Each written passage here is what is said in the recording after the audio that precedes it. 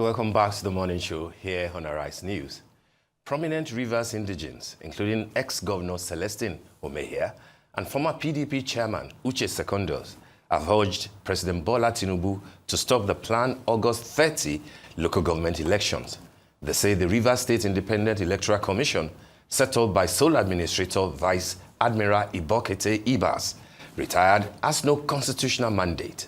Speaking under the banner tagged major stakeholders, leaders like Atedo Petaside, Abiye Sekibo, and Senator Lee Maiba also want the state of emergency lifted, and Governor Siminalayi Fubara, along with suspended lawmakers, reinstated. They accuse RISEC, the state's electoral umpire, of violating the law by skipping the required 90-day notice, warning the process mirrors the 2024 polls annulled by the Supreme Court. The convener of Rivers Peace Initiative, human rights activist and public affairs analyst Obinna Ebogidi, joins us now from Port Harcourt. Good morning, Obinna. Good to have you on the show with us today. Good morning and a happy Sunday to you. And thanks for having me. We wish you the same. We wish you the same too. All right, Obinna, let's get straight into it. A lot is happening. A lot is being packed into few days. And we see that practically everybody in Rivers State is talking. What is your candid assessment of what is happening towards the proposed local government elections slated for August the 30th?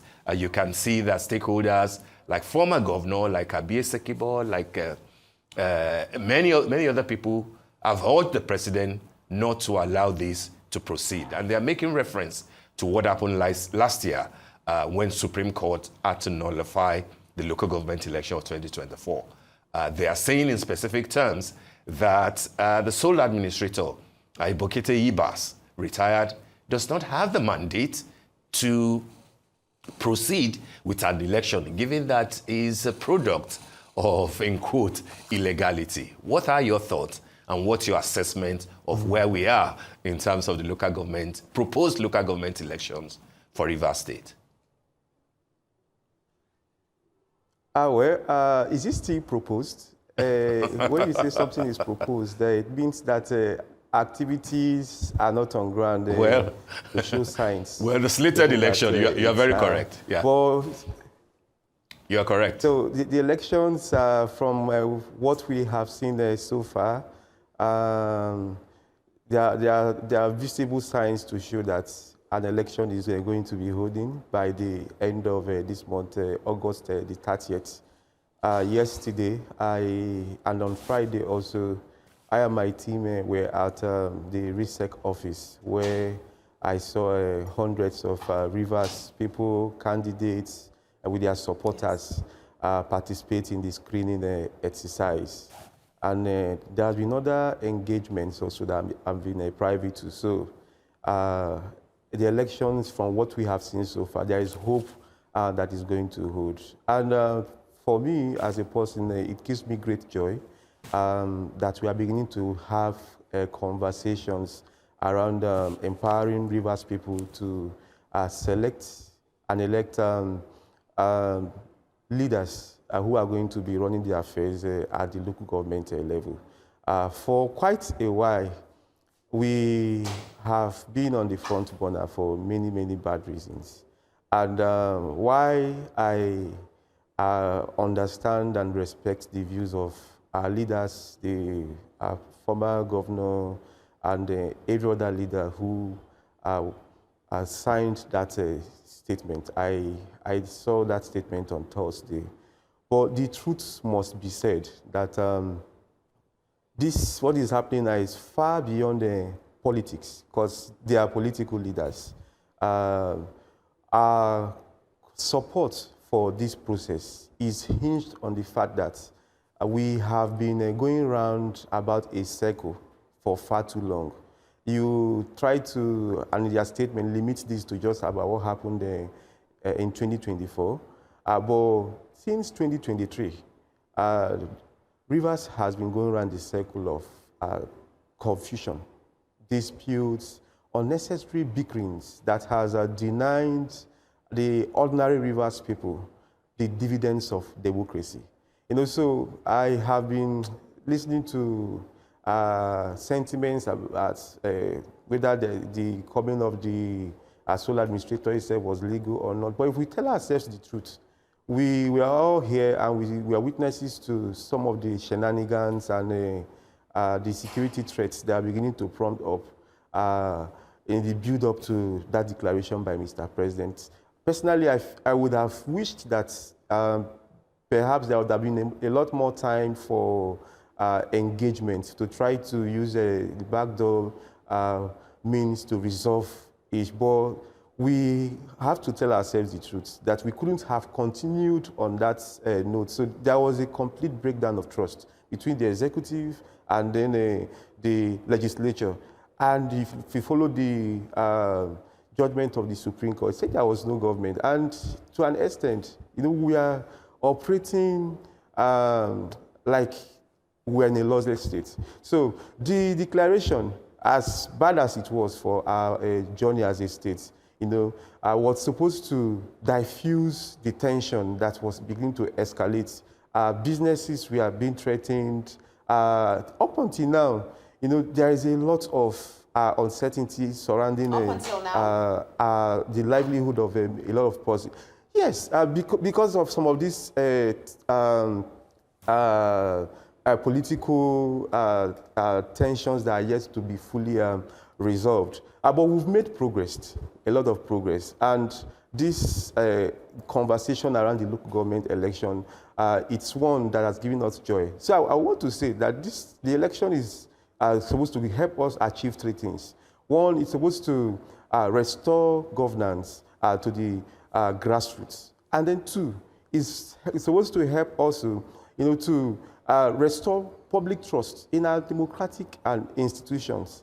And then most importantly, this is a major step to show that Rivers people, no matter how much we may have disagreed, no matter what the sentiments might be, the Rivers people have the capacity to rise above divisions. I like that you've brought up these three issues. The destinies of... Yes, I like that you've brought up these three pertinent issues, because I'm thinking about this from a constitutional perspective, and I'm asking you, is this election even constitutionally defensible, considering that under Nigerian law, ideally, only an elected governor with confirmation from the State House of Assembly can appoint RESEC chairman and members. But in this case, we're looking at a federally appointed sole administrator that has only gone through a National Assembly screening during an emergency. You're talking about the grassroots. You're talking about building trust. Do you think that the local councils elected under these conditions will see this election as legitimate? Or is this just going to create another issue that possibly after the current governor has served his suspension, will then have to revisit and then another issue begins?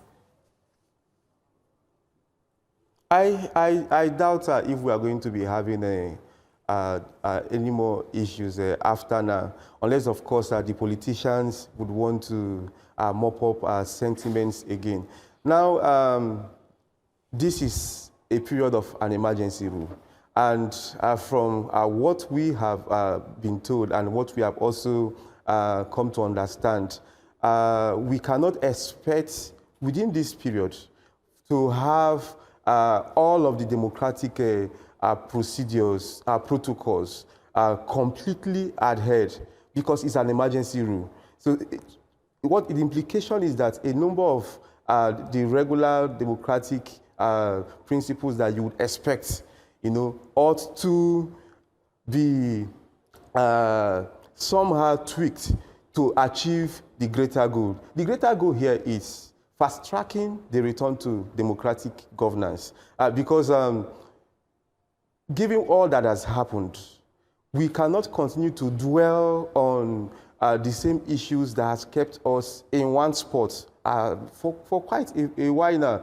So while, yes, this might appear to be an imperfect foundation, yet the bigger picture is what really matters here. The bigger picture is us growing and overcoming some of these circumstances that has kept us down as a state, that has denied us of our democratically elected governor. And we are aware that he coming back, he's not going to be able to immediately conduct an election, because that will be, we are going to be coming back to full-fledged democratic rule. And of course, all of the principles that applies to having an election, you've mentioned the 90 days and all of that, would have to then be fully implemented. So in reality, because democracy itself is hinged on two very strong pillars, there is that of principle, and then there is also practicality. And practicality draws its essence from what is achievable.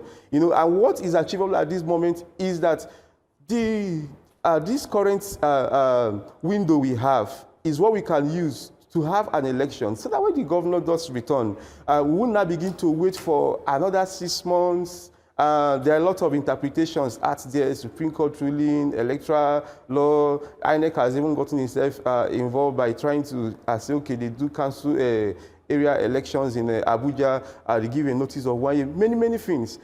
But we know that with the Supreme Court ruling of last year, the governor won't be able to run the local government councils again with a caretaker system. The last time he tried to use the head of administrations. So all this confusion, the average ordinary Rivers person that is looking up to the government, to provide the minimum dividends that are important to survival, they are not interested in these things. So for God's sake, we understand that there are certain issues that needs to be balanced constitutionally. But then, democracy is supposed to, first of all, protect the interest, the welfare of the people that it seeks to represent. And if the people, the welfare of the people are not being factored into the generality of these issues, then there is a problem. So if we don't have, for instance, democratically elected administrations at the local government level, and then the governor comes back, where does it leave the local government workers who are supposed to be expecting their salaries? How do we address that issue again? So if you look at all of this holistically, you see that there is the need for us to move away from some of this noise. There is the need for us to begin to de-escalate these tensions, and then to begin to talk about issues that really border on the peace, the progress, and the prosperity of Rivers State. We have been within this cycle for far too long, and it's why we keep appealing, and we have been trying to talk to the conscience of our leaders across board. All right. Yes, we understand that there are certain sentiments, but the time has come for us to move away from all of the disagreements, all of the conflicts, and let's even now begin to channel energies to rebuilding, to healing. That is where we are now. Okay, and it is why Obinna, this election to us is giving us joy. Okay, when you say that election is giving you joy because it is time to rebuild and to have peace, a lot of people will say that it is barely 1 month left to the governor returning to office after a 6 month suspension. The question will be, why the hurry? Why build illegality over another illegality? And the example will be that when you say that this is between principle and practicality, people will say, what about legality?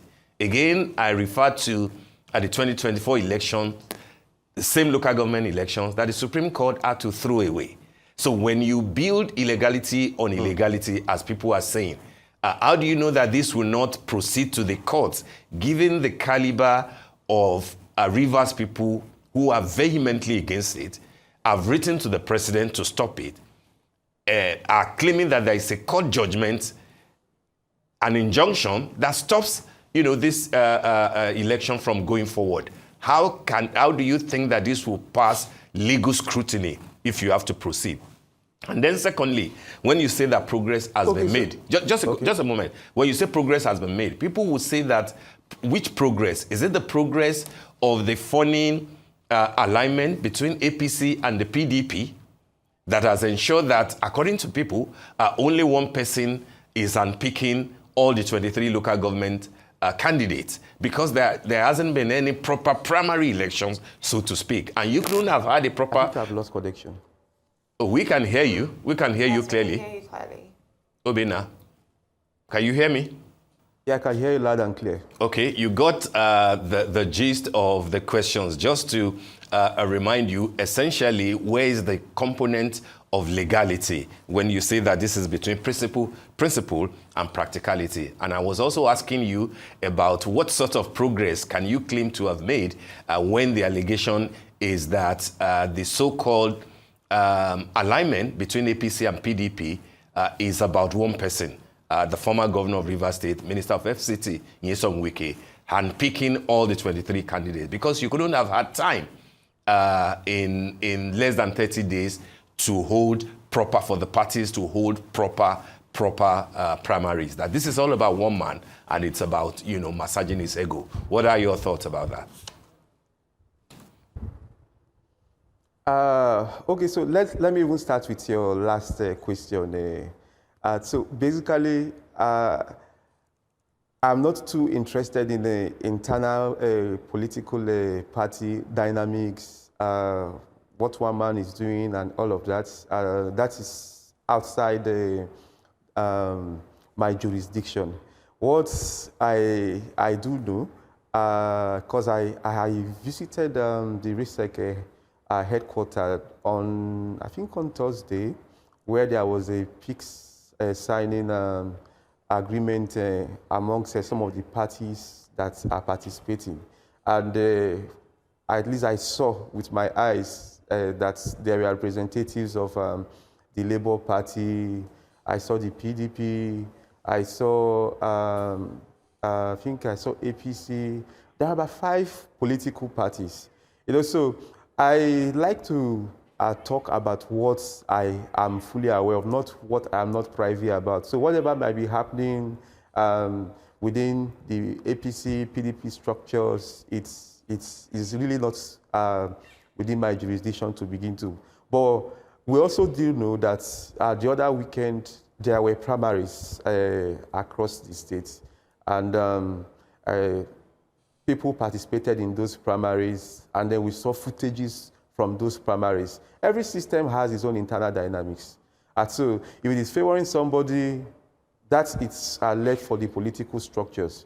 What we are saying as the Rivers Peace Initiative is that in Rivers State, if there's going to be a new census, you will see that there are over 7 million people. Some persons are even saying 9 million persons. Citizens, residents who are staying in Rivers State, doing businesses here. You have farmers, you have traders, you have artisans, many people whose means of livelihood have been threatened many times because of the activities of just about 2% of those who make up our population. And we are saying that the time has come for us to de-escalate this. It is enough.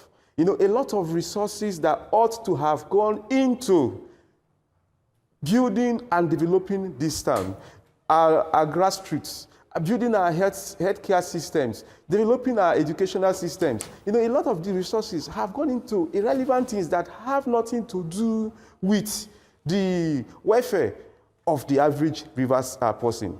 People are still denying healthcare. You go around town, sometimes you want to weep. And this is as a result of these unending conflicts, disagreements. Who should have what and who shouldn't have what, who is controlling this and who is not controlling this. And we are saying that we have had enough of this. Can we, at this point, begin to even talk about how we can move away from this? And I'm aware also, you did talk about some legal backing, whether this is going to be contested and all of that. Of course, this is a democracy. And we encourage that those who are not happy, who are not comfortable with the process, should, of course, approach the courts, for direction in all of this. But I'm also aware that there is a guideline that was released some days back that empowers the sole administrator within this emergency rule to be able to proceed with this election and to collapse a number of the processes that ought to, of course, take place in the course of this election. So for us, the question is, are these processes even happening? Are there primaries? And is RISEC even engaging with Rivers people? You know, are they keeping to their own part of the bargain? Do they look like, from what we have seen, you know, are they able to deliver a credible election? I like that you brought up credible elections, because I like that you brought up, because that was just the direction I was about to just take you into, so we can further hammer on that. Considering the de facto state of emergency, how do people, because you are literally speaking, or rather asking the questions that a lot of the people of River State would want to know from you. How can they know that this electoral process will be credible? What is going to ensure a credible electoral process? And aside from that, looking at Nigeria's federalism, you know, long-term implications, you said that, you know, in the midst of a state of emergency, democracy is put on hold. Looking at the situation that led to this state of emergency being put in place, what are the long-term effects for the people of River State if this happens as you've described? Oh, I didn't hear that. Please come again. All right, the long-term implication of... Yes, okay, you only could... Basically, the long-term implications of going on with these elections as they are, you know, ignoring the possible court proceedings that could arise as a result of this, long-term implications for Nigeria's federalism. The implication is that we ought to have learned our lessons as a state, because if we didn't in the first place, did not allow the situation that gave rise to this to escalate to the point that it was external influences that eventually had to bring us back to a point where I would say, okay, let us now begin to de-escalate. Then we wouldn't even be here in the first place talking about state of emergency, talking about whether the sole administrator should be conducting an election. People will be complaining that that a stranger is one heading RISEC and all of that. So it's a major lesson for our stakeholders, our leaders, our elders, that there must be an internal mechanism. That was what was lacking.